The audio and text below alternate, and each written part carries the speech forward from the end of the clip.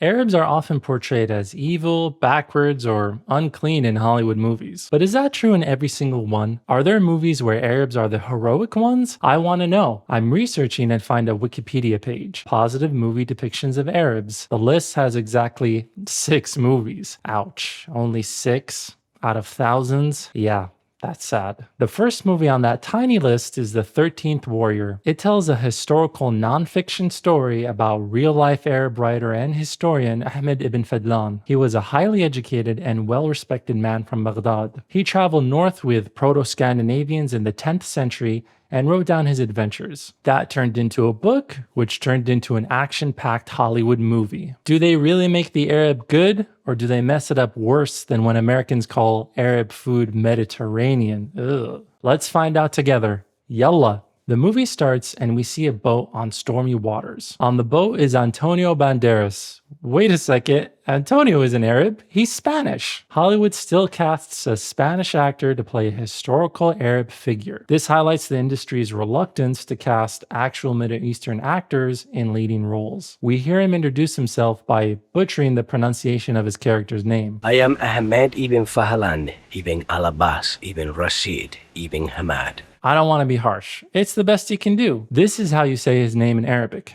Ahmed bin Fadlan bin Al-Abbas bin Rashid bin Hamad. He says he was once a poet in the greatest city in the world, Baghdad. We see buildings and mosques with the correct dome types. In a lot of Western media, they like to depict Arab domes as onion style, but that's not actually found in Arabia. What you commonly see is this, hemispherical domes or slight pear style domes. Women are walking around and they're veiled. This is historically accurate. Women in pre-1900s Arabia were typically veiled in public. Men covered their head. Both are for the same reason, but at different levels, to show modesty. Ahmed tells the story about he falls for a woman of another man, and her jealous husband complains to the caliph. The caliph, or khalifa in Arabic, is an Islamic ruler of the land. This touches on a key cultural and storytelling aspect of the Islamic and Arab world.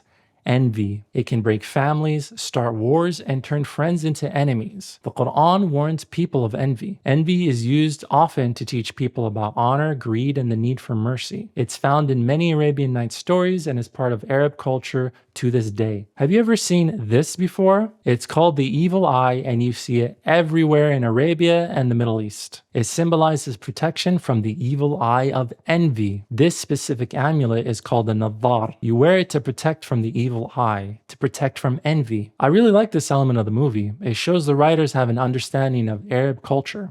Good stuff. Ahmed is bowing to the Khalifa while wearing clothing that doesn't feel historically accurate. My initial instinct is he's wearing women's clothes, but I admit I have a blind spot here. The story is set in 10th century Arabia, and I can't claim deep knowledge of period clothing. Rather than judge every detail, I can only point out elements that seem clearly out of place. The main issue is the lack of head covering. In this setting, appearing before a Khalifa without a headdress would likely be viewed as disrespectful, especially in a formal court audience.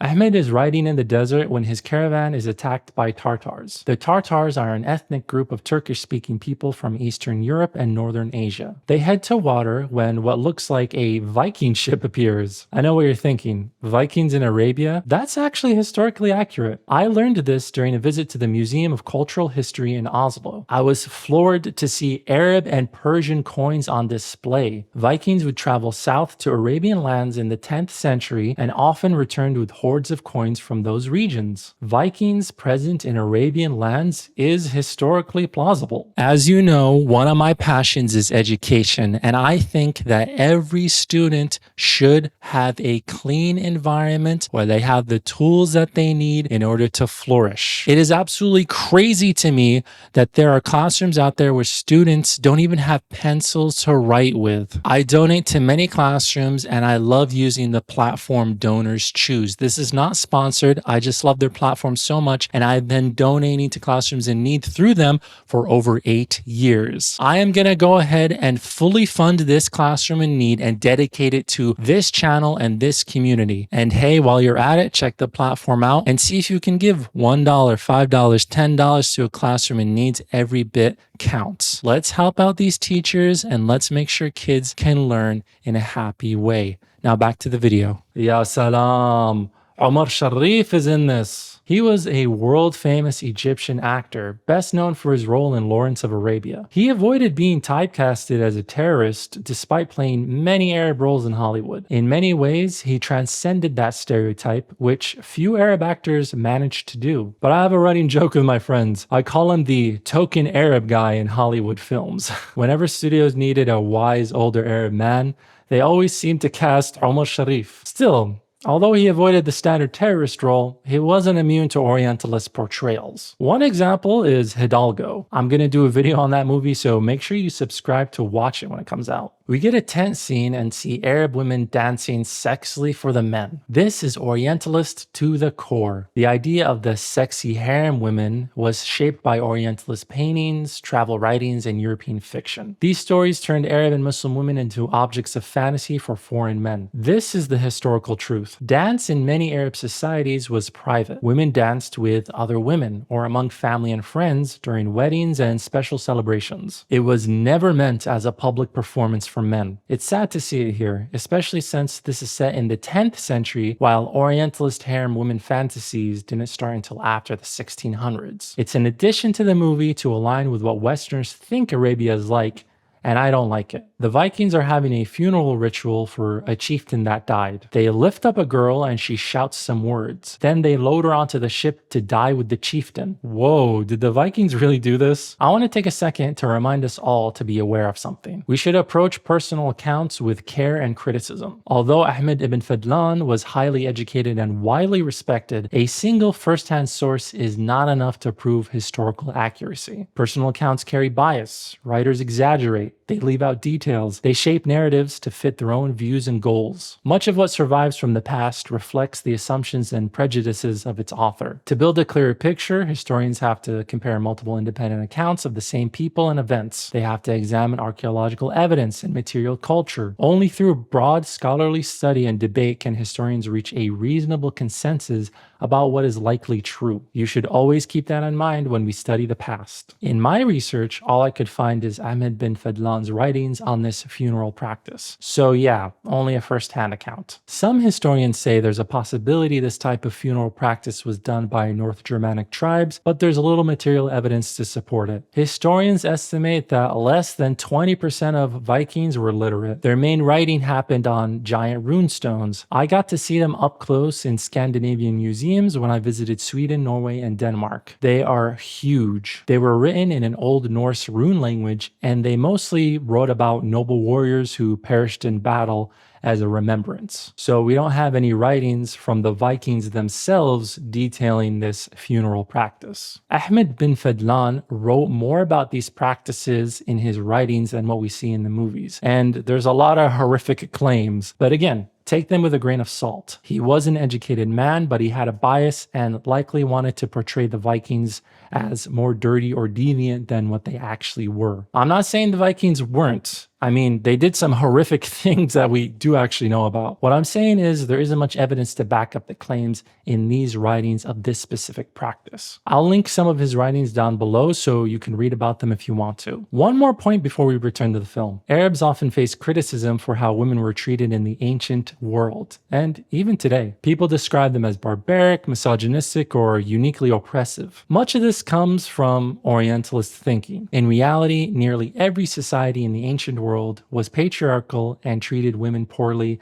in various and different ways. This Viking funeral practice shown here is one example of that. There's nothing directly comparable to this practice in the medieval Arab world, but that doesn't mean it's useful to rank one culture as more barbaric than another. History is not a contest of moral superiority. We should study the past with context and understanding rather than ethnocentrism or modern assumptions. We can still recognize harmful practices and call them out for what they are, but we should learn from them and strive to build a better society today and not repeat the mistakes of the past. A Viking drinks water, swishes it around in his mouth, and spits it back into a dish. Another Viking sucks up that same water to do the same. Ugh. Then the guy washes his face with it. Ugh. It's a funny gag, but it's communicating something deeper here. It's drawing a comparison between Arab practices and Viking ones, trying to show that they do things that Arabs would consider as dirty. It's flipping the script because for centuries, the West has been told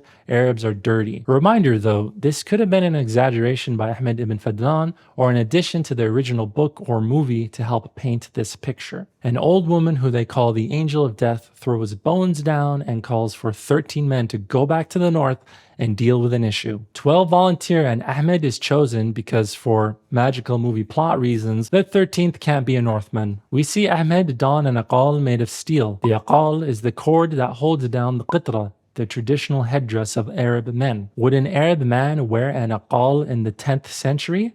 Yes, there are Babylonian statues depicting men wearing aqals from the late 8th to early 7th century BCE. I can't confirm if this steel one is accurate, but I will say it's cool. A Viking comes out of his tent with 3 Middle Eastern looking women, implying he just had a sexy night with them. There's 3 ways to view this scene. First, through the lens of hypermasculinity, the idea that a man who sleeps with 3 women is somehow admirable or more powerful. Second, as a portrayal of a womanizing man who treats intimacy as conquest. From Ahmed's viewpoint, this would be seen as dishonorable and sacrilegious. He's trying to say they're backwards because they're so free with sex. Third, as an Orientalist fantasy that sexualizes Arab women by presenting them as eager to sleep with a foreigner. And not just one, but 3 at the same time. Each interpretation carries its own problems. What do you think about it? Let me know in the comments. The Vikings tease Ahmed. They say only an Arab would bring a dog into battle. They're mocking his small horse. I don't think there's a deeper meaning here. They're just making fun because he's different and his horse is different. But it'll be important soon. One of the Vikings asks Ahmed's name. He says it, but it's too long for him to understand. Okay. This has truth to it. Arabs have long names. Take my name for example. Yusuf Adel Yasser Hamza Al Mansour Abdel Hussein. Full Arab names often include our father, grandfather, great-grandfather, great-great-grandfather, and tribe name. It is the Arab way to carry on your lineage, to hold the history of your family in your name. All right, can I get a name for your order? سعد ابن عبد العزيز Okay. ابن علي اسماعيل شك شك شوك بالله 2 شاورما 1 بيبسي زيادة بطاطا بدون سلطة مع جنينة بيبسي باردة بس بدون ثلج ولك حمودي روحة الغسيل بالنشافة محمد عبد الله. 1 shot of espresso. The Viking decides to just call him Ibn.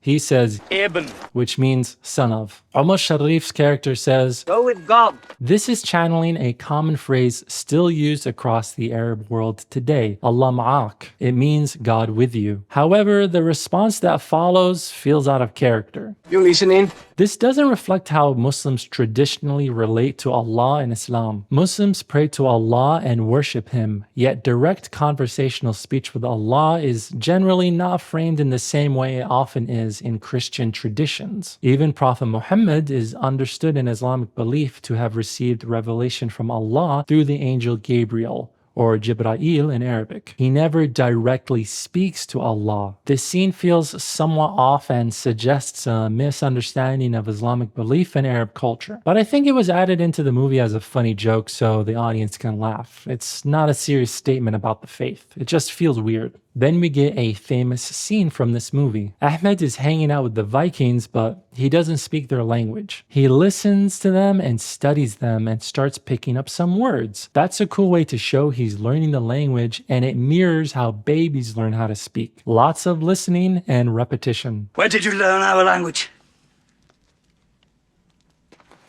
I listened. That's boss. It flips the tired Orientalist stereotype of Arabs being backwards. This scene is saying Arabs are smart. They can adapt. I like it. But I do have one gripe about this scene. I'm happy to report that the soundtrack hasn't been doing the Orientalist scale of the double harmonic. Western movies tend to use this scale when there's an Arab on screen or even just a desert scene. This movie hasn't been doing that until this scene.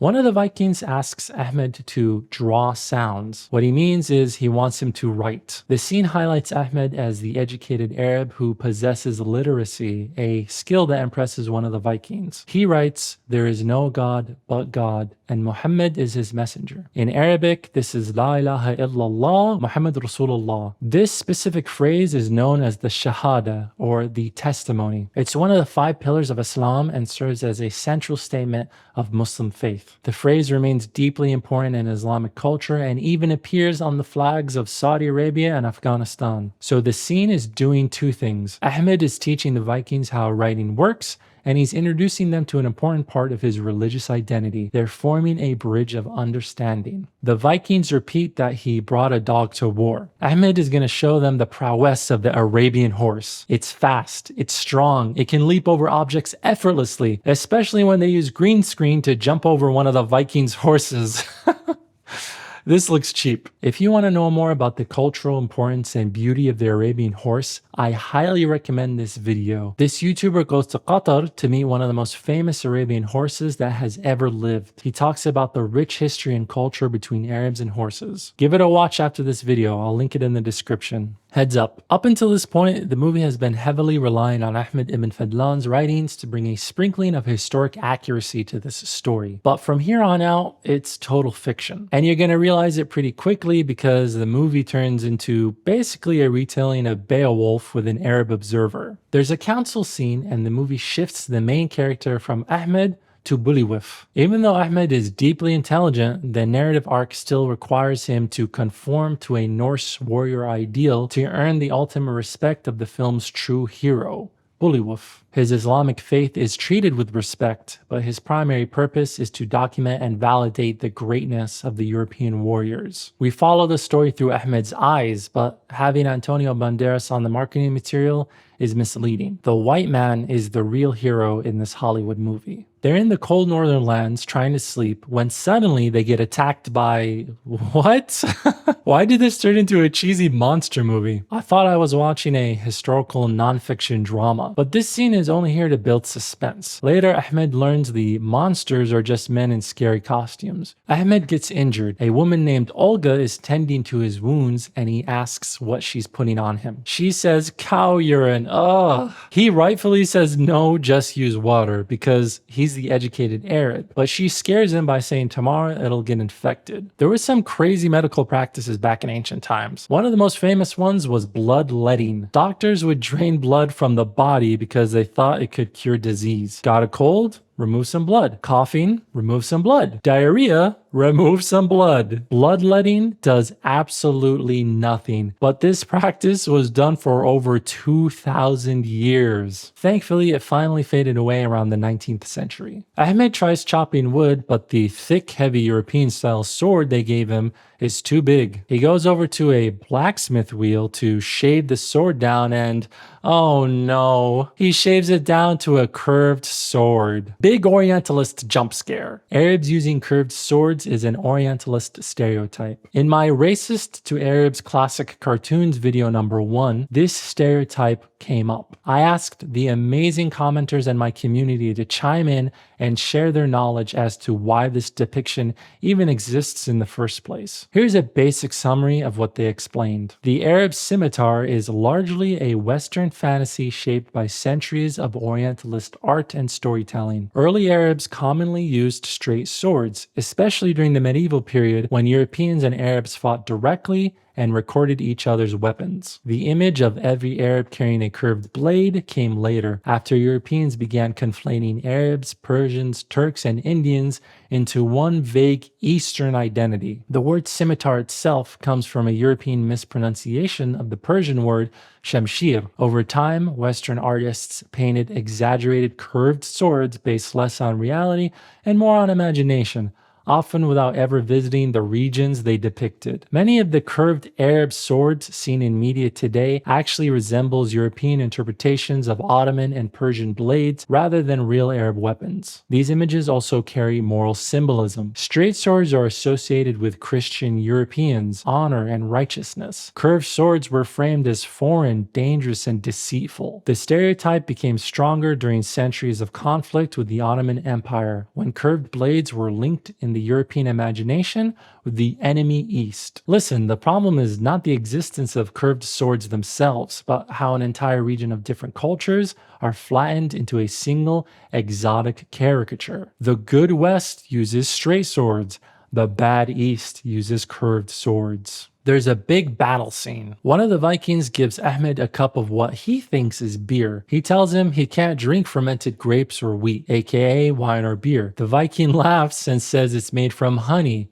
which is mead. So he drinks it. But why? Why would he think mead is okay? Isn't all forms of alcohol banned in Islam? Well, it's more complicated than that. I've done extensive research on this topic from multiple sources, and in my research, I found this Reddit user, and he puts it beautifully and better than I ever can. It aligns with my findings. Basically, between the 8th and 14th centuries, early Islamic scholars debated what counted as khamr, or forbidden intoxicants. In the 700s and 800s, the Maliki and Shafi schools argued that all alcohol was forbidden, while the Hanafi school, founded in Iraq in the 8th century by Abu Hanifa, believed only certain drinks named in Islamic texts, like grape or date wine, were banned, and that drunkenness itself was the real sin. By the 12th to 14th centuries, most Muslim scholars had accepted the broader ban on all alcohol because they believed it had stronger support in the Quran and Hadith. Ahmed thinking drinking mead is okay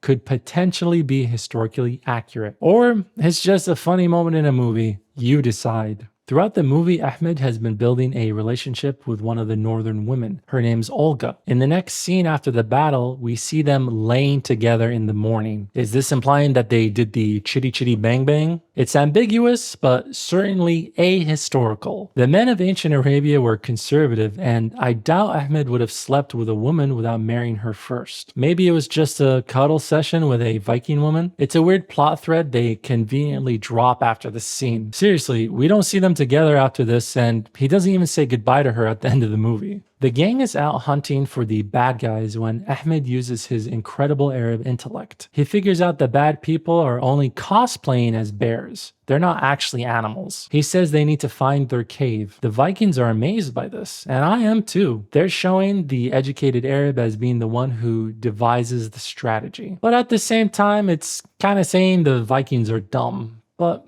only a little bit. They infiltrate the underground lair and find a Big Booba monument. I was not expecting a Big Booba jump scare in this movie. They point their torches to the ground to find thousands of bones. Turns out the bad guys have been bringing sacrifices to Mama Big Booba. Ahmed says, These are not men. He's implying they're savage. Crazy. An Arab calling white people savage? That's a flip that I'm sure Westerners loved hearing. But let's not exaggerate. He's obviously just calling these specific people savage. A major battle is about to begin. Ahmed takes off his shoes and starts praying in the muddy rain. It seems like a touching moment. A man trying to connect with his faith before death. But to me, it just feels strange. In Islam, you must be clean before prayer. You need to do wudu', or ablution, which is the washing ritual before prayer. In certain cases, if water isn't available, you are allowed to do a dry ablution using clean sand, stone, or earth. Seeing Ahmed pray in the mud in heavy rain, it just feels weird. To be fair, he thinks he's gonna die in the coming battle. Logic goes out the window. It's an act of fear and desperation. I mean, I fall to my knees in sadness when I drop a single seed from my lunchtime pumpkin seed snacking session. So I completely understand. We get an epic scene where the Vikings chant together before battle. Ahmed joins in. He recites the chant with them. They bid me take my place among them.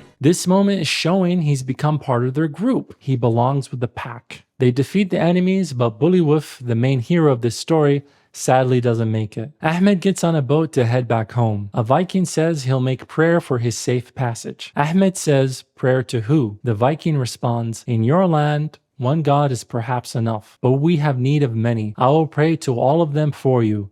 Do not be offended. Aw, that's sweet. The Vikings understand Ahmed's views, and Ahmed acknowledges the Vikings' point of view. This is what you call humanity and understanding, respect and love. I really like this moment. And the moment is ruined because when Ahmed waves goodbye, they do an orientalist sounding run on the flute.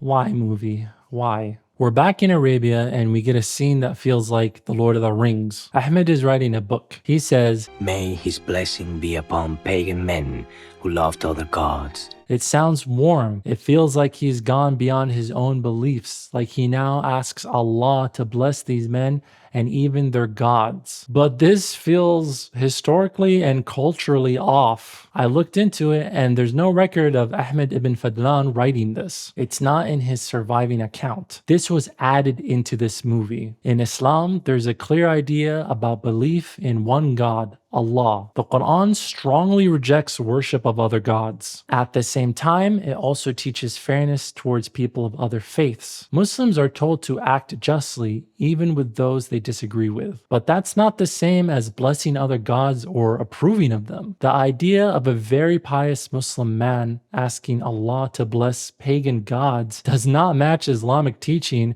or Ahmed Ibn Fadlan's writings. This is a Hollywood ending adding emotional closure. But more importantly, it's making something up to satisfy people's desires for all the religions to just get along. I personally love that message, but it feels so off here in a way that's hard to put into words. It's forced. It's a little deceitful.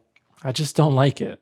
I think The 13th Warrior is an interesting movie. It treats Ahmed Ibn Fadlan as intelligent, educated, brave, and adaptable. He's amazingly not the villain, and he's not treated as a joke either. The movie respects Arab language, history, and culture more than most Hollywood films ever did in the 90s. I love that Ahmed learns the Viking language through observation. I love that he becomes part of the group through mutual respect instead of conquest. There's real humanity in this movie, but the Orientalism is omnipresent. The harem dancer moment, the Arab scimitar, the Orientalist music cues that make me cringe. And oh yeah, they fall back on sexualizing women like in old Orientalist Western fantasies about the East. The strangest part is the ending. Ahmed is accepted by the Vikings, but it almost feels like the movie believes he has to bend parts of himself to earn that acceptance. The scene where he joins the Valhalla-style prayer and later asks Allah to bless pagan men and their gods does not feel like something a deeply religious 10th century Muslim man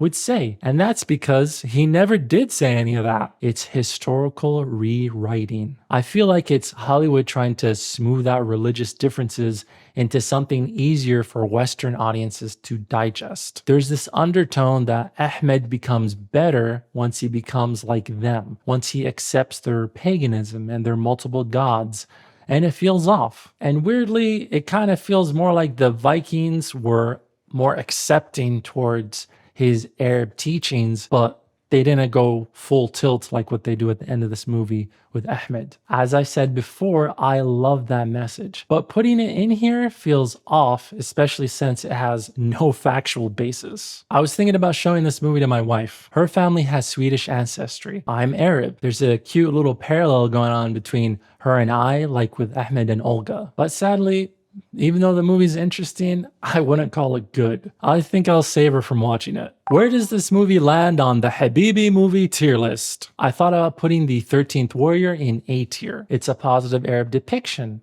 Ahmed is smart, has dignity and depth, but the Orientalist stereotypes and forced ending hold it back. Not to mention the negative Viking stereotypes, many of which are historically unfounded or come from a single biased source. The 13th Warrior belongs in C tier. It's messy, it's interesting, it's sometimes thoughtful, sometimes frustrating, but ultimately it's a shallow 90s action movie with an Arab and Vikings Dungeons and Dragons theme. These conversations matter. The more we look at these movies with a magnifying glass, the more we can separate real culture from fantasy. That helps us tell better stories and understand each other for a better place for you and for me and the entire human race.